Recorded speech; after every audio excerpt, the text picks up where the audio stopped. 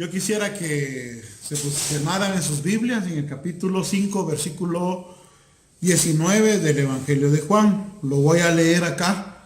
Aquí tengo la versión, varias versiones. Tengo la versión en la que estamos ahorita leyendo, en la Reina Valera, pero tengo varias versiones acá y quiero leerlo en cachiquel primeramente y después vamos a leerlo en otras versiones. Di Jesús, quien cachirni bir chiva, chiriingri, cajori Dios, manech cher chinuyon chinubech ni ben hon achique, shakin hani ni chin do bengri tataf Dios ni ben, y quien achen no ben ni ben chukarigin.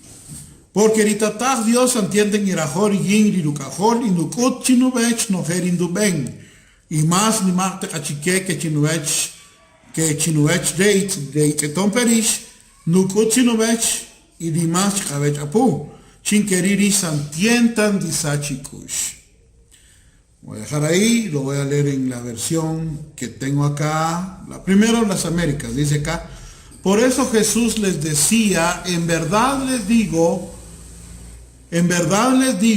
que el Hijo no puede hacer nada por su cuenta, sino lo que le ve hacer al Padre. Porque todo lo que hace el Padre, eso también hace el Hijo de igual manera.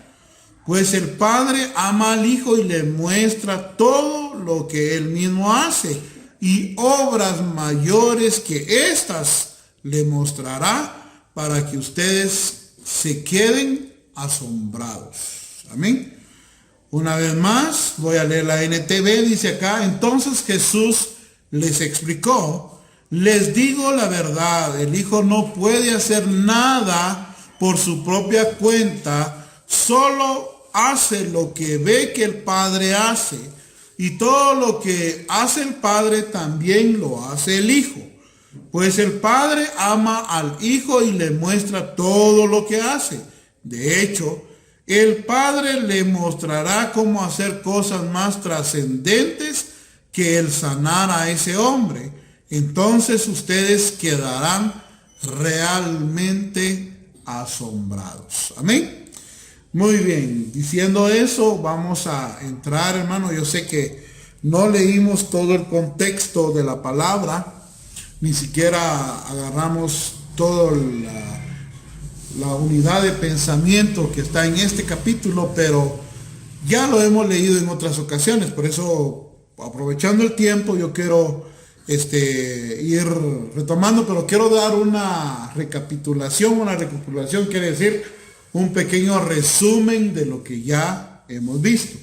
¿Se recuerdan que ya hablamos acerca del primer versículo del 19, pero hoy lo vamos a retomar un poquito más, donde habla que el Hijo hace las cosas igual que el Padre? Pero anterior a eso, aquí miramos, hermano, que Jesús empieza a dar en forma detallada. De hecho, este es el tercer discurso de Jesús que va desde el 19 al 46 o 47, parece. Entonces, él habla acerca, algunos lo ponen de su autoridad, de su unidad con el Padre. Y de eso también nos da unas revelaciones acerca del trabajo de él, de cómo es él, de cómo lo hace. Entonces, y obviamente en estos versículos también nos muestra quién es él, cómo es él y qué clase de autoridad y poder tiene él. Entonces, todo eso hemos venido hablando acá.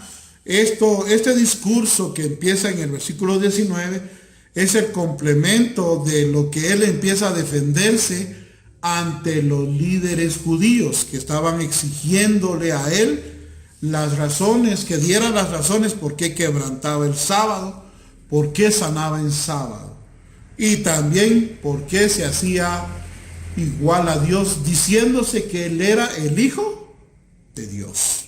Entonces, todo eso, ya en el versículo 18, Jesús empieza a plantearles una explicación, diciéndoles que él lo hacía porque el trabajo del Padre era continuo y que el Padre seguía trabajando, y que él también, si el Padre trabajaba, él también trabajaba. Ahí está el asunto. Y ya en el versículo 19, empieza a desglosar con más detalle acerca de ese tipo de trabajo. Entonces, dice el versículo 19 en la versión de las Américas: pero Jesús les decía, en verdad les digo que el Hijo no puede hacer nada por su propia cuenta, sino lo que le ve hacer al Padre, porque todo lo que el Padre hace, también lo hace el Hijo de igual manera. No quiero enfocarme ya en este versículo porque ya lo hablamos también, pero dar un pequeño resumen para entrar de lleno al versículo 20. Entonces, ya dijimos que aquí hay varias partes donde podemos desglosar este versículo. El primero es que les expliqué. La cuestión es la cuestión de que cabal captura, la Reina Valera dice: de cierto les digo. O sea, una llamada de atención diciéndoles, bueno, quiero que me pongan atención porque lo que les voy a decir es sumamente importante. Entonces, eso es lo que quiere decir la palabra cuando hay una doble, ¿verdad? Hubiera bastado decir, miren, les digo, no, pero ese de cierto, era una figura de lenguaje que los griegos tenían, porque Jesús en ese entonces hablaba griego también, entonces, y quedó plasmado. Entonces, la idea es que ahí tenía él, les llamó la atención para que le pusieran atención, porque lo que iba ahorita a decir, a declarar a continuación, era algo muy importante. Entonces, miren, hermanos, acá miramos entonces que el Señor empieza a dar un discurso y empieza diciendo que Él no hace nada por su propia cuenta. O sea, que había alguien sobre Él que le mandaba y que le decía cómo tenía que hacer las cosas.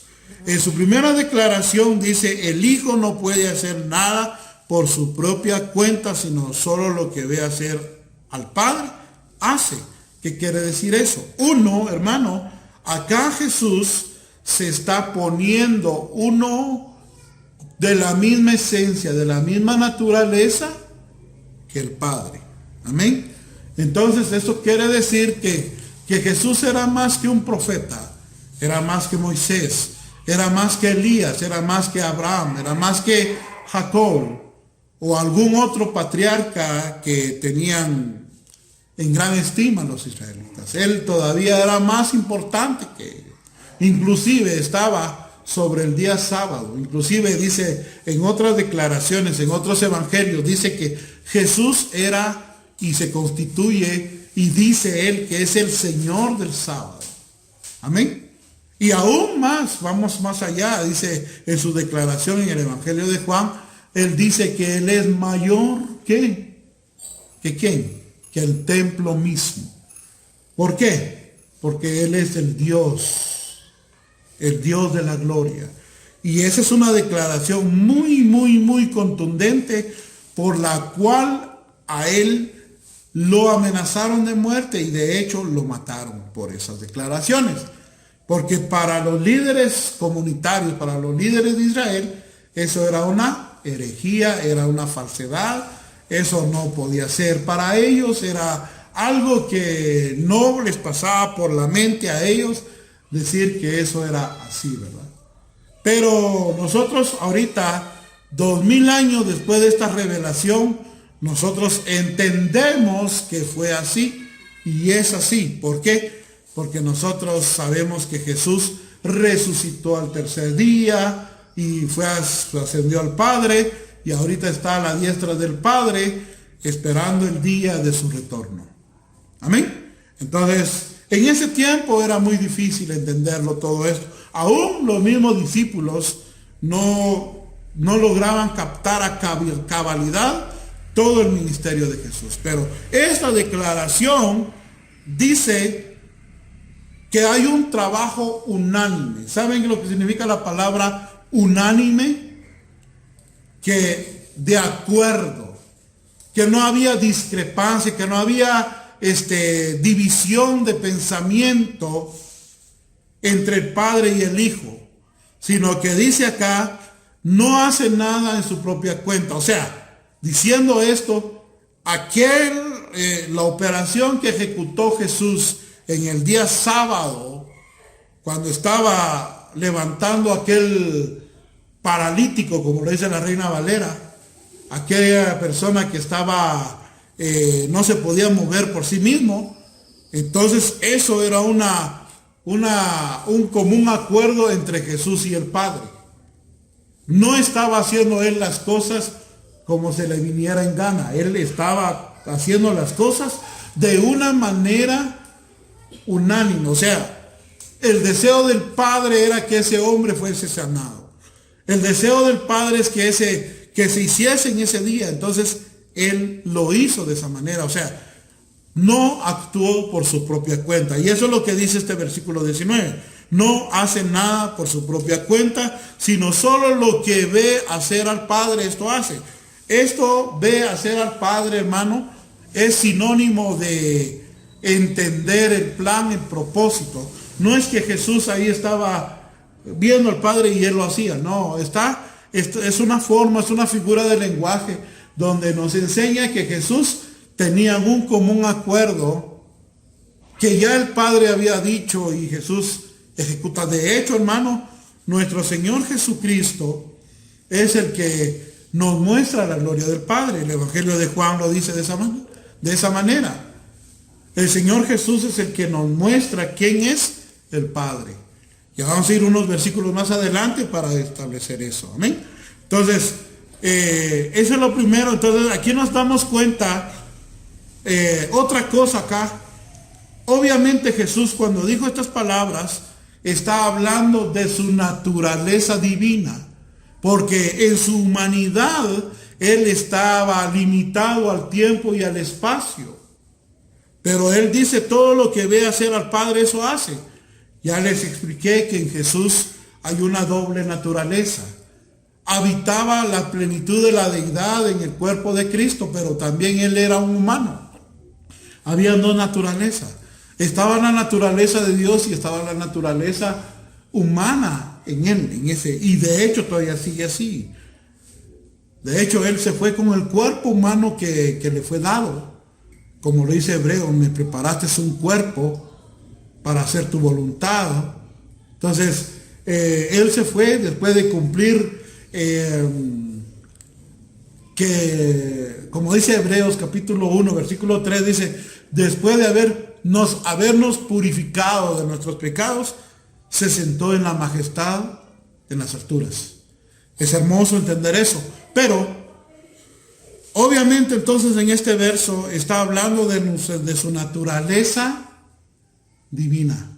Hay muchos pasajes, hermano, como que pareciera contradecirse en la Biblia.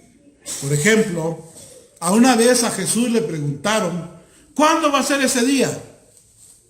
¿Cuándo restaurarás el reino de Dios a Israel? Y el Señor le dijo, yo no sé eso. Eso lo sabe mi Padre en su sola potestad. Y rápidamente, ya vieron que Jesús no es Dios ahí. Porque si fuera Dios lo supiera. No, lo que malentendemos, lo que malinterpretamos, hermano, es que tenía una naturaleza humana y él estaba hablando de su naturaleza humana. Y también él tiene su naturaleza divina. Pero en su propósito él no le correspondía o no le corresponde revelar a ciertos aspectos que el Padre también no ha querido revelar. Dice también Deuteronomios que las cosas reveladas nos pertenecen a nosotros. Las que no han sido reveladas le pertenecen a Dios. Pero vamos a esto.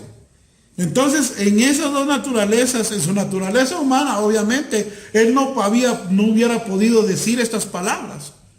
Pero en su naturaleza divina sí, ¿verdad? Yo lo que veo hacer al Padre, eso hago. Y lo hago de la misma manera. O sea, aquí está hablando Jesús en su naturaleza, que él no solo es un ser humano, sino él es el Dios hecho carne, como lo dice Juan 1:14, ¿verdad? Y aquel verbo se hizo carne y habitó entre nosotros. Amén. Cualquier pregunta o cualquier duda que tengan, podemos tomar el tiempo y lo podemos explicar. Si se quedan en algún punto, por favor, me dicen, porque a mí me gusta hablar mucho y a veces no me puedo detener. Pero si ustedes me dicen, hermano, ¿será que nos puede explicar un poquito más acerca de eso? Con gusto lo hago. Para eso estoy acá. Amén. Para explicar. Bueno, entonces, miramos acá que todo lo que ve hacer al Padre, eso es equivalente a que Jesús entendía todo el propósito de Dios. Ya dijimos que de hecho Jesús es quien declara la voluntad de Dios a la humanidad. ¿Quién es el que declara la voluntad de Dios a la humanidad? Jesús. Amén. Que se les quede, por favor. Él es el que declara la voluntad de Dios a los seres humanos. De hecho, dice que Él es el resplandor de la gloria de Dios. ¿Qué quiere decir eso, verdad? Donde nosotros podemos ver la majestuosidad, la gloria de Dios. ¿En quién podemos verlo? En Jesucristo. Él es el resplandor de su gloria y, como lo dice Hebreos, la imagen misma ¿de qué? De su sustancia. Eso quiere decir de la misma naturaleza de Dios. O sea, en este punto que estamos viendo en el versículo 19, Jesús nos está enseñando de que Él mismo es ¿qué? Es Dios. Aquí estamos viendo, hay una de las doctrinas más difíciles de entender en la Biblia, es la doctrina de la Trinidad. Ahí es donde muchos han bateado. Porque ¿cómo puede existir un Dios, pero hay tres personas? Entonces no, puede ser que solo Jesús sea Dios y el Padre no. O algunos dicen solo el Padre es Dios y Jesús no. El Espíritu solo es una... Y así se han surgido muchas religiones por las diversas interpretaciones que se le ha dado a la palabra de Dios. Malas interpretaciones, pues, por supuesto. Porque nosotros entendemos esto, que Dios es tres personas, porque desde el Génesis hasta el Apocalipsis, así se revela. No podemos nosotros decir no ante la palabra de Dios. Dios nunca dijo, somos tres dioses, nunca. Cuando Él se declara a Israel, dice, yo soy el que soy.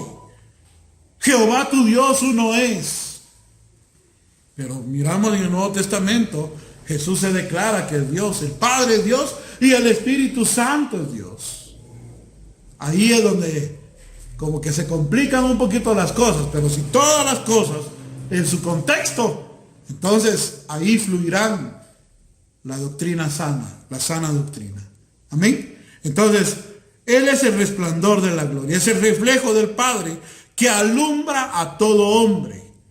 Dice Juan 1:18, a Dios nadie le ha visto jamás, nadie le vio jamás. El unigénito Hijo, dice una versión. Algunas versiones dice el unigénito Dios. Pero la versión es más así como la 60, dice el unigénito Hijo de Dios, que está en el seno del Padre, le ha dado a conocer. ¿Cómo es posible, verdad? Jesús estando en la tierra, pero a la misma vez está en el cielo. Es posible, ¿sabe por qué? En ese momento era posible. ¿Por qué? Porque Él es Dios. De hecho, hermano, una de las características de Dios es que Dios puede estar en todo lugar. No es que nosotros solo tengamos un dedo de Dios aquí y la cabeza está hasta en Japón. No, ese sería un Dios gigante. No, Él es un Dios omnipresente que está en todo lugar. Por eso Jesús cuando se fue dio esa declaración también y les dice a sus discípulos, he aquí yo estoy con vosotros todos los días, pero se iba. ¿Cómo es eso, verdad? Pero ¿cómo dice que va a estar con los discípulos todos los días y si se estaba yendo? ¿Por qué? Porque Él estaba hablando de su naturaleza divina. De hecho, mis hermanos, hoy el Señor Jesucristo está en este lugar. Está con nosotros, está aquí con nosotros el Señor. Cuando lo entendamos nosotros de esa manera, lo vamos a respetar más, lo vamos a amar más, lo vamos a adorar más. ¿Por qué? Porque sabemos lo que la Biblia expresa, que Él está en todo lugar. De hecho, lo que dice acá, el unigénito Hijo que está en el seno del Padre le ha dado a conocer. ¿Qué quiere decir eso, pues? ¿Por qué dice Jesús a sus discípulos en ese momento? O Juan, ¿por qué decía eso? Ya está en el seno del Padre. Esa es declaración de Juan. Obviamente, en el tiempo que escribió Juan el apóstol, Jesús ya estaba en el seno del Padre. Da esa declaración. Pero Jesús también da declaraciones, así como el versículo 19 que acabamos de ver, dice, lo que ve hacer al Padre, eso hace. O sea, Él siempre ha estado o está de la misma naturaleza de Dios, sabe y está ante Dios. Amén. Muy bien. En el versículo 20, hoy, ¿quién me puede leer el versículo 20, por favor? Miren esto, dice, porque el Padre ama al Hijo y le muestra todo lo que Él mismo hace. Y obras mayores que estas le mostrará para que ustedes se queden asombrados. Oigan lo que dice Cachiquel. Porque ahorita Dios antienta nirajor y yingirukajor. Indukot chinuvech no gen indumen. Y más ni más cachique que chuech reitetón rish nukot chinuvech. Ni más chikabechapu chinkerirish santienta stisachikush. ¿Ven? Oigan, este es el versículo que vamos a tratar hoy. ¿Se acuerdan que solo estoy introduciendo el tema? Ahorita voy a entrar con la predicación. Oigan esto, hermano, en el contexto, ¿verdad? Jesús sigue hablando y en su declaración dice que no solo hacen un trabajo juntos, unánimes, sino que la comunión que hay entre ellos, entre el Padre y el Hijo, ¿comunión de qué es? ¿De qué es la comunión? De amor. Amén. El Padre ama al Hijo. La relación del Hijo con el Padre es una relación de amor. Amén. De amor mutuo. Cristo ama al Padre y el Padre ama a Cristo. Es un amor filial, un amor íntegro. Ahora, hermano, pero una de las cosas acá que enfatiza el versículo es una forma de que tú puedas amar a alguien es declarar todo lo que tú eres ante él, ante ella. Amén. Mana ve basta cosas chuvach. Amén. Ah, fíjate que yo 500 yo chuvach a mí y 2000 su cheque. ¿No? Entonces, o sea, ¿habrá amor ahí? Posiblemente hay amor, pero no es un amor como el del Padre y el Hijo, ¿no? Que hay muchas cosas que nosotros los seres humanos somos muy acostumbrados a guardar cosas en nuestro corazón y hasta ocultar cosas aún a nuestros propios cónyuges, aún a nuestros propios hijos, aún a nuestras propias, las personas que nos rodean. Y decimos, yo sí te amo con todo mi corazón. Decime entonces dónde andabas. Ahí sí ya no. Pero bueno, eso solo es una analogía, es algo que a nosotros nos pasa. Pero en este caso, hermano, dice acá, el Padre ama al Hijo y le muestra lo que Él mismo hace. Porque ahorita Dios antienta nirajor y yingirukajor y nukuchinubech nojeria chiquiendo berija. O sea, no hay secretos entre el Padre y el Hijo. Eso es lo que dice el versículo, amén. Porque es una relación de amor, no hay secretos entre ellos. Pero obviamente aquí estamos hablando de esa dimensión de la naturaleza de Dios. Amén. En la naturaleza de Dios. La forma entonces de demostrar que el Padre amaba al Hijo era decirle todo su plan. Por eso dice el versículo anterior, todo lo que ve hacer al Padre, eso hace. O sea, declara todo el Señor a su Hijo. De hecho, la palabra de Dios dice, hermano, que Jesucristo es el que nos viene a revelar al Padre. ¿Y cómo va a venir a revelar algo si el Padre le ha ocultado algo al Hijo? No. Entonces todo lo que en esa relación, oigamos lo que dice acá, Juan 1:1. En el principio era el verbo y el verbo era con Dios y el verbo era Dios. Y este era el principio con Dios. Y todas las cosas por Él fueron hechas. Y sin Él nada de lo que ha sido hecho fue hecho. ¿Qué significa eso? ¿De quién está hablando? Primero está hablando del logo, del verbo, de la persona que viene a revelar al Padre. ¿Quién es? La segunda persona de la Trinidad, al que con nosotros conocemos como Jesús, aquel que vino a nacer entre los seres humanos, nació de una virgen y que vivió entre nosotros y fue mortal como nosotros. Él era y es y será siempre la segunda persona de la Trinidad de Dios. Y dice que en el principio Él estaba con Dios. Él es Dios. Y de hecho dice que todas las cosas han sido hechas por medio de Él. O sea, nada hace el Hijo si el Padre no le dice que lo haga. Cuando dijo Dios en el Antiguo Testamento, hágase la luz, ahí estaba Jesús, operando todo. Amén. Esta es una enseñanza, hermano. En esta declaración Jesús es que el conocimiento del Padre es pleno en el Hijo y viceversa. Amén. En este sentido Él es el que refleja al Padre. Él es el que revela al Padre. O sea, no puede haber ningún secreto entre ellos dos, entre ellos tres. Amén. Todo lo sabe. El Espíritu dice, Pablo, que escudriña las profundidades de Dios.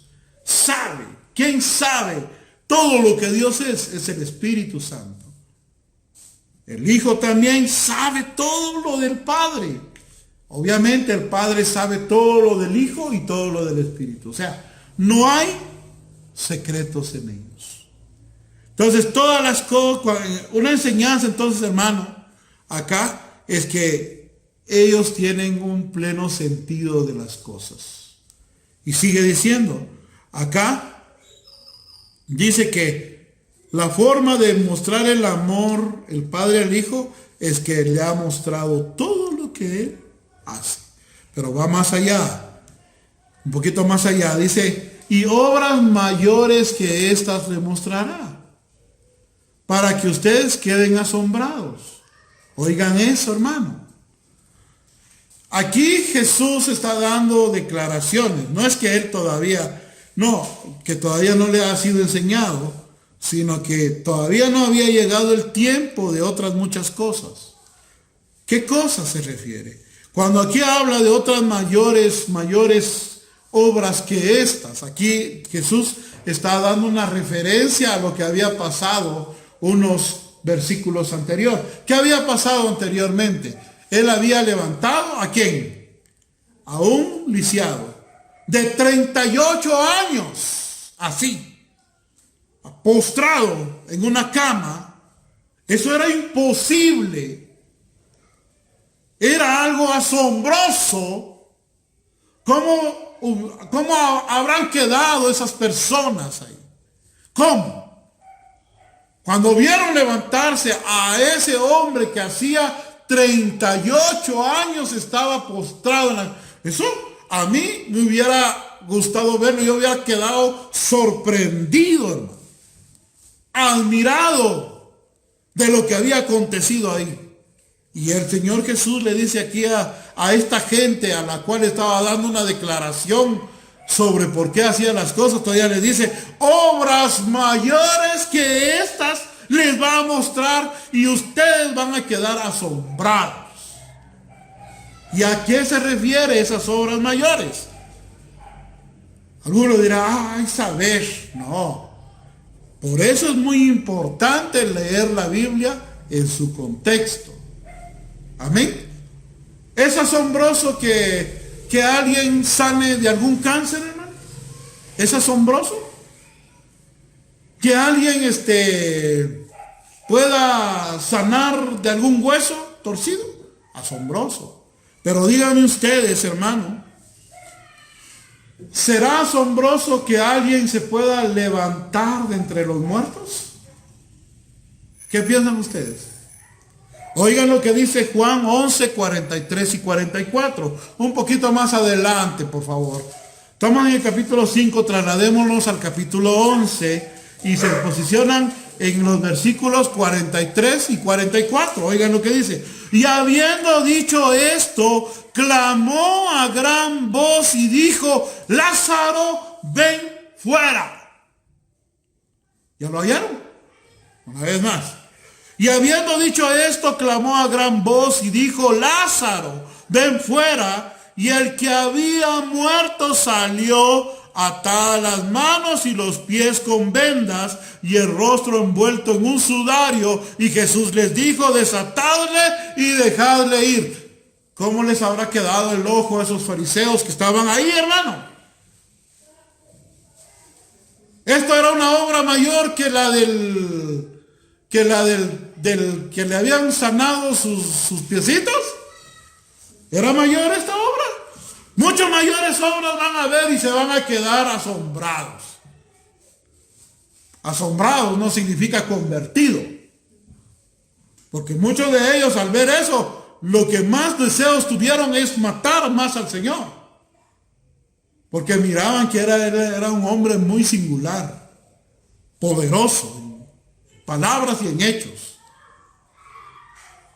Entonces miramos acá que el Señor Jesús, cuando les dice a estos en su declaración ahí, en su defensa, yo hago las obras de mi Padre y Él va a mostrar, mi Padre va a mostrarles cosas mucho mayores. Él ya sabía del plan. Y una de las cosas es esa, ¿va? Él es el que puede dar vida. Amén, hermanos.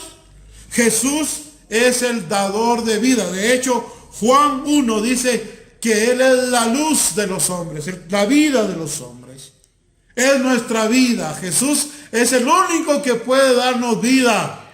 El único que puede levantarnos de la muerte, de la tumba. Y de hecho lo va a hacer el día que nosotros fallezcamos. Él tiene el poder sobre la muerte. Él tiene el poder sobre el Hades y aún sobre el infierno mismo. Él es el que tiene ese poder. Y esto es un contexto de las cosas mayores. Que dice, van a haber cosas mayores, pero hay uno más. Vayan un poquito más atrás en el 11:25 de Juan. ¿Qué dice 11:25 de Juan?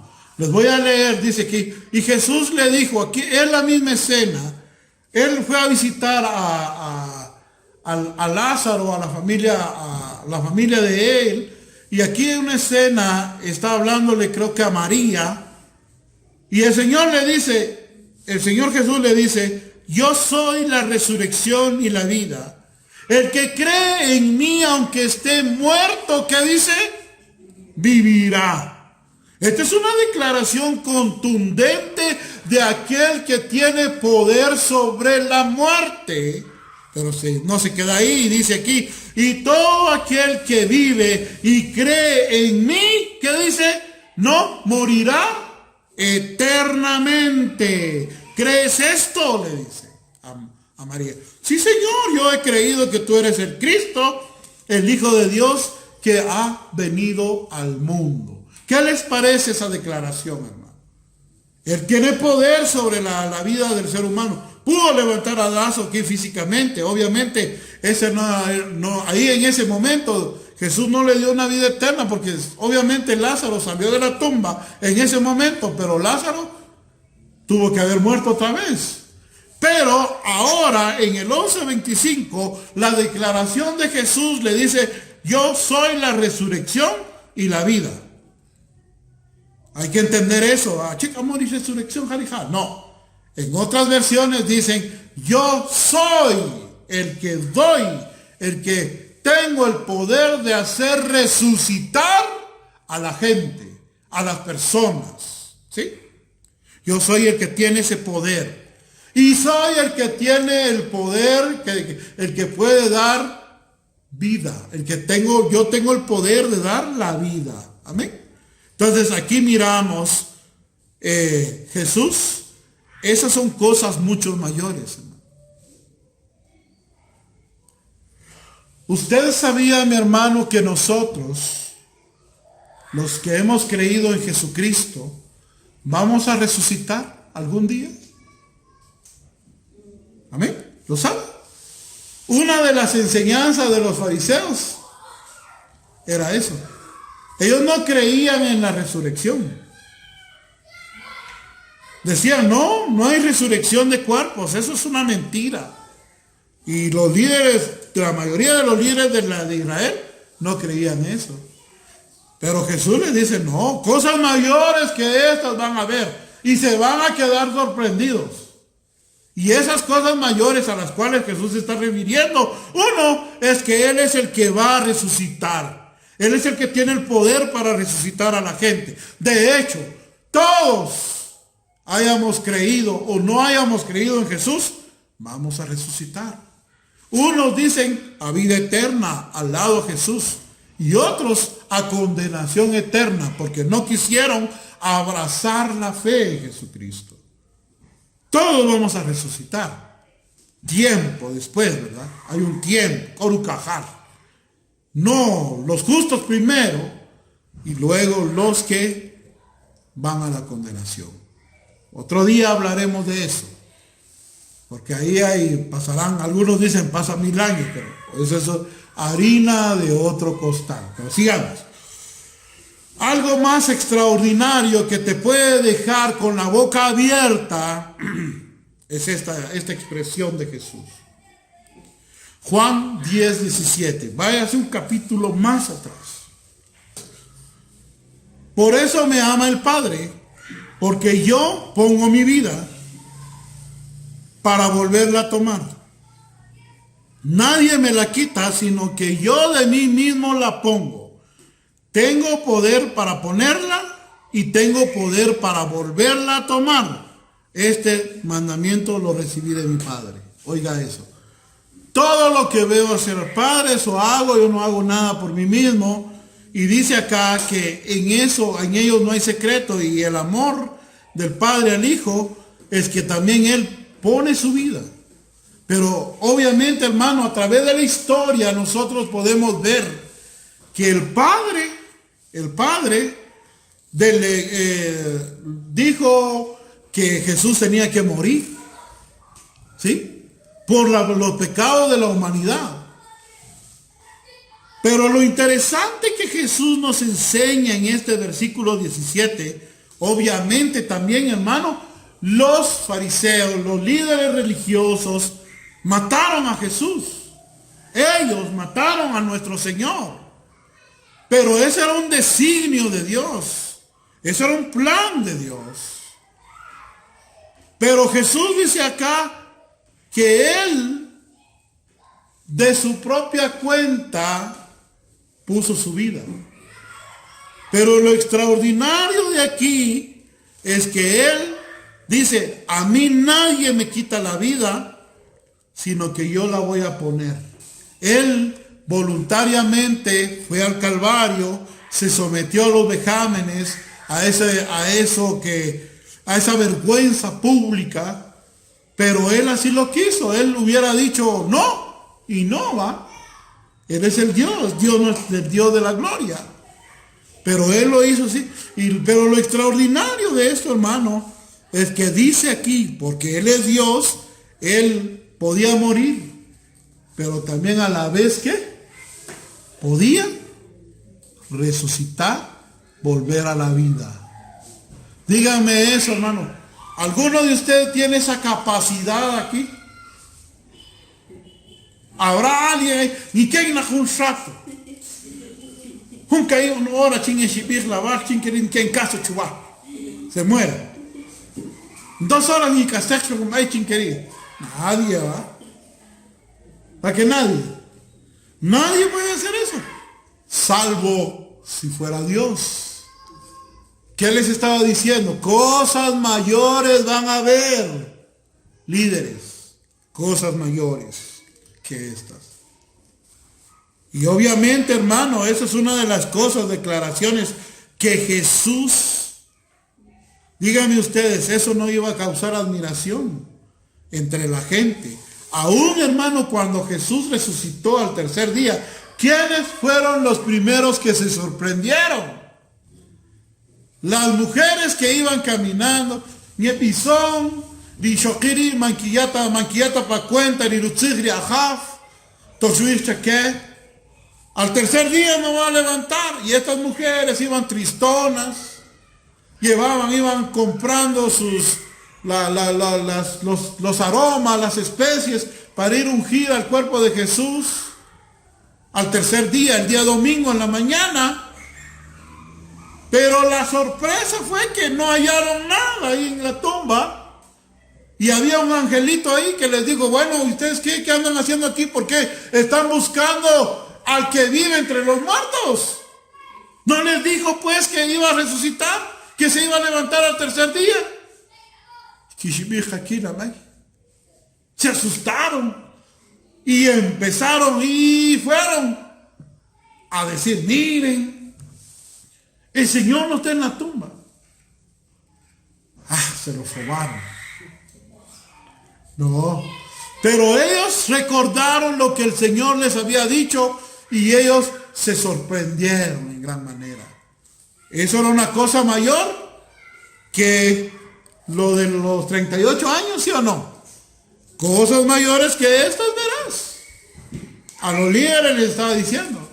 Y en ese entonces los líderes sabían lo que Jesús les había dicho. Y oigan, trasladémonos a Mateo, ¿sí? Les voy a leer Mateo 27, del 62 al 66. Ya voy a ir terminando, ya llevo más o menos como 40 minutos de estar predicando. Yo voy a terminar ya. Pero quiero leer esto, ¿sí? ¿Ya lo tienen? Mateo 26, 62 al 66. ¿Lo tienen? Lo voy a leer. Al día siguiente, que es después de la preparación, se reunieron los principales sacerdotes y los fariseos ante Pilato. ¿Quiénes eran estos? Los líderes que estaban atacando a Jesús en ese tiempo cuando... ¿Por qué estaban haciendo sanidad en sábado? Estos mismos eran. Se reunieron los principales sacerdotes y los fariseos ante Pilato, diciendo, Señor, nos acordamos que este engañador dijo cuando vivía aún que después de 3 días iba a resucitar. Y oigan lo que dice, el 64. Manda pues que se asegure el sepulcro hasta el tercer día, no sea que vengan sus discípulos de noche y lo roben, lo hurten y digan al pueblo, resucitó de entre los muertos. Y este será un error más grande que el primero. Y Pilato les dijo, ahí tenéis una guardia, id y aseguradlo ustedes como saben. Entonces ellos fueron y aseguraron el sepulcro, sellando la piedra y poniendo la guardia. Imagínense, hermano. Estos hombres sabían, ya habían visto los grandes milagros, habían visto resucitar a Lázaro, habían visto grandes obras que el Señor había hecho. Mas sin embargo, ellos trataban de todas maneras de que no se expandiera el evangelio. Hay que ser muy malo, de un corazón perverso, para no creer en las obras de Dios. Por eso dijo, esos quedaban sorprendidos, pero no convertidos. Muchas obras que Dios hizo a través de Jesús solo fue para asombro de la multitud, pero no para conversión. Pero a algunos estas obras fue para conversión. Vamos un poquito más adelante. Lo dice, oiga lo que dice 28, 11 al 15. Antes del Señor dar la comisión a sus discípulos. Mientras ellas iban, aquí está el pasaje. He aquí unos de la guardia fueron a la ciudad y dieron aviso a los principales sacerdotes de todas las cosas que habían acontecido. ¿Qué había pasado? Se había levantado el Señor. Aquí ya las mujeres habían ido a ver y no lo encontraron. Y los guardias, al no saber qué hacer, fueron a los sacerdotes que les dijeron que les guardaran la tumba. Y en el versículo 12 dice, y reunidos con los ancianos, esos el Sanedrín, los líderes del pueblo, y ha habido consejo,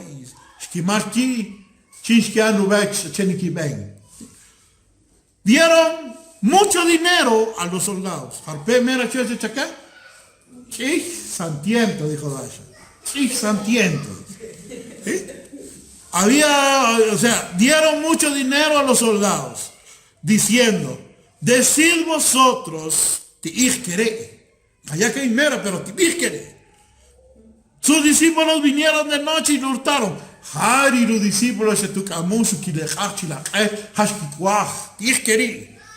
Estando nosotros dormidos, y si esto lo oyere el gobernador, nosotros lo persuadiremos y os pondremos a salvo. Y ellos, tomando el dinero, hicieron como se les había instruido. Y este dicho se ha divulgado entre los judíos hasta el día de hoy. No solo quedaron sorprendidos que el Señor había resucitado, pero su corazón perverso hacía, no digan nada. Pero tranquilos, mejor digan que se lo llevaron. Se lo robaron sus discípulos. Qué malos son esos hombres, ¿verdad? Con tal de retener su religión, con tal de retener una multitud ahí para ellos, lo que no sabían es que ahí estaban haciendo el evangelio y estaban haciendo la iglesia, hermano. Muchas personas quedan asombradas por el evangelio, ¿sí o no? Pero no creen. Las obras mayores que Cristo habla en este versículo 20 tienen que ver con cosas que van a pasar en el futuro también. Hay promesas, ya vamos a ir bajando en este discurso. La promesa de la resurrección y la promesa del juicio. Hay repercusiones escatológicas. Imagínense cómo van a quedar esos hombres. Algún día los vamos a ver, hermano. A estos hombres, estos líderes, esos ya murieron. Hace 2000 años. Pero ellos están esperando el día de la resurrección, aunque no creían en ello. Como le dije un día a un hombre, murió el máximo científico ateo, ¿sí? Hoy, pobrecito, dejó de ser ateo, porque conoció a Dios. Y así va a pasar con ellos. Cuando resuciten sus cuerpos, ¿qué pasó aquí? Era cierto lo que dijo Jesús. Lo van a ver, pero lamentablemente a una condenación eterna.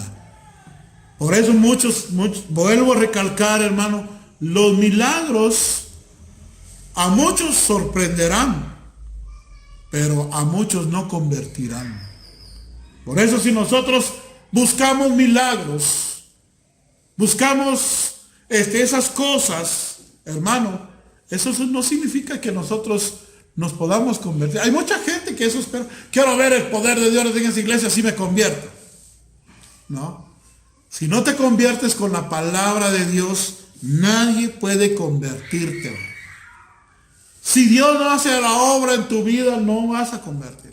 Aunque veas el cielo de color verde, no lo vas a ver.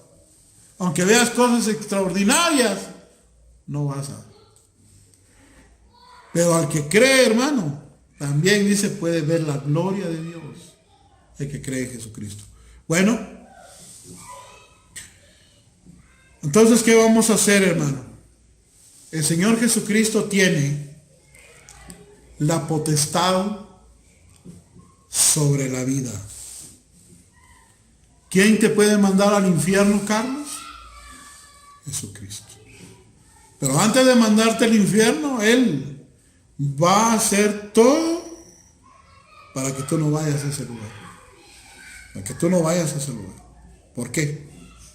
Porque el deseo de Él, juntamente con el Padre, es que ni uno se pierda. Ni uno. Pero muchos no van a creer. Y se van a ir. Quiero ir terminando. Hay un pasaje en el Salmo 2, 7 al 12. un pasaje, el Salmo 2, hermano, es un salmo referente a Cristo. Cristo no solamente es en el Nuevo Testamento, está en el Antiguo Testamento. Que dice, yo publicaré el decreto, Jehová me ha dicho, mi hijo eres tú. Yo te engendré hoy. Está hablando de la humanidad de Cristo. Amén.